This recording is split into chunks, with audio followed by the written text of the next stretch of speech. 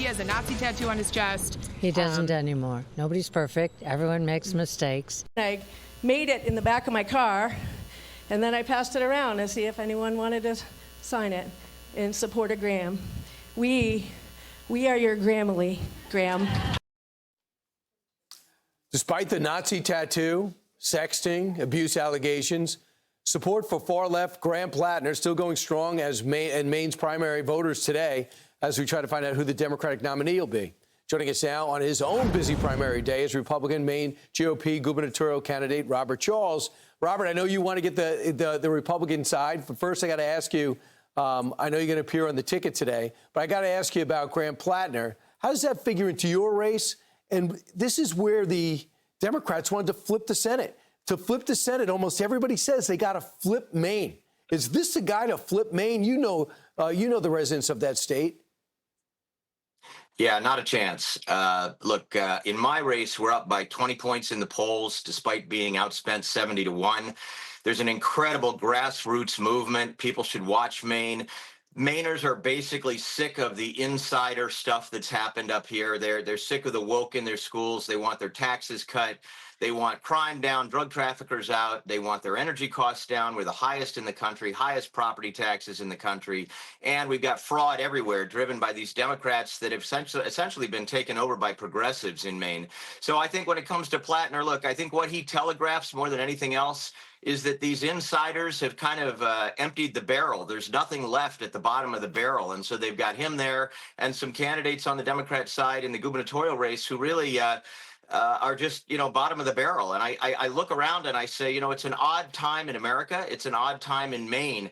People want massive change. They are sick and tired of the fraud, of the overspending, of the woke in their schools. They're just tired of it. So I think they're just looking for change, Brian. And you and I have talked many times before on other issues, but this is a big year for Maine. If we can turn this state red, it'll be the blueprint for how to turn states red all over the country.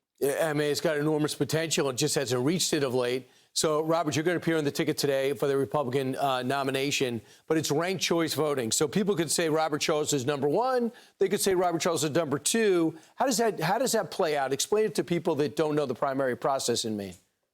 Yeah, it's a very unusual process. So what they do is they literally, as you would imagine from those words, they essentially create a cascading set of choices rather than what our Constitution talked about, which was one person, one choice. Our founding fathers didn't say, hey, let's give a cascading set of preferences and see where it all comes out. They didn't say that. And actually, in most situations around the country, you either win by a majority or plurality. And that's what the founding fathers of the country and also of this state imagined. But the Democrats have gotten great throw and run out of this ranked choice system. And of course, what it means is that if you could get a combination of two or three candidates who try to bypass the people's choice through a plurality or through a majority, you're gonna be in an oddball situation. So we're telling everybody, go to the polls today and vote right across the top, Charles, Charles, Charles, Charles, Charles. And if you have another candidate, do it that way if you're faithful to our Constitution. And I think when you do that, and in this primary, both unaffiliated voters and Republican voters can vote. They just ask for a Republican ballot. You do that, we're going to find that this is a walk-off home run as long as everyone votes. This is the only poll that counts, is the one today. But if everybody votes, I think you're going to find even in a field of 7, we've been up by more than 20 points in 7 polls. I think at the end of the day, Mainers are making a real choice, and the choice is for change. How long is it going to take you to count the votes?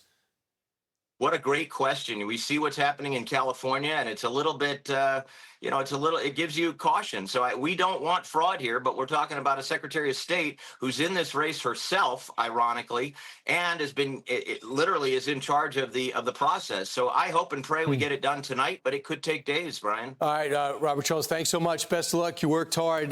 Best of luck for the result that you want tonight on this primary day, and hopefully we get a result. Be sure to like and subscribe for all the Fox News latest on YouTube and catch full shows streaming now on Fox One.